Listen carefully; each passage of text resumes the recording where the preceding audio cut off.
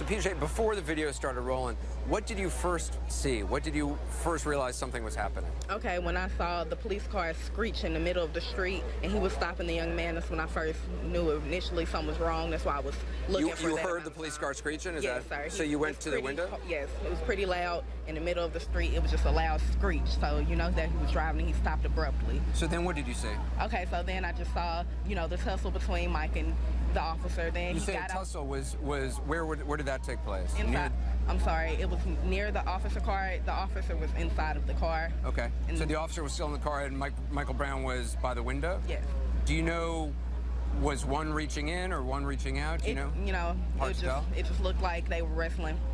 Like, I'm sorry, that the officer was just trying to pull him into the vehicle. That's just Okay. what it looked like from my point of view. Okay, and then what happened? And so he just got out of the car. Michael started running, and I want to clear up that when we said that he got shot at from the back.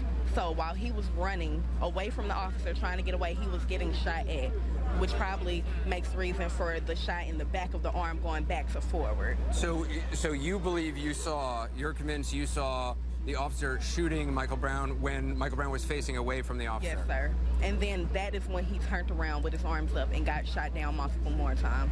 You say his arms were up. There's an account from this woman who called into the radio show who claims that the officer is saying Michael Brown was rushing the police officer. Is that what you saw? No, in no time did I see him move towards that police officer. He may have taken 1 centimeter of a step forward before he was gunned down. You say his hands were up. Do you remember in what way they were up? They were just slowly going up. It probably didn't even get a chance to get all the way up there before he was struck. And at what point did you decide to turn on the video camera? When I saw the man lying there in the street, I was like, it's a dead body in the middle of my street. I must get this on film. I must do something about this. And how long was Michael Brown laying there for?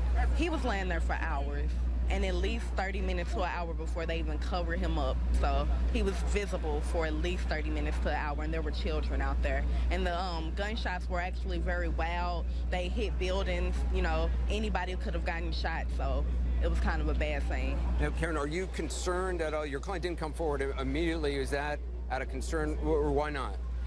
Well, part of it was that the police confiscated her phone, so they had it for a while.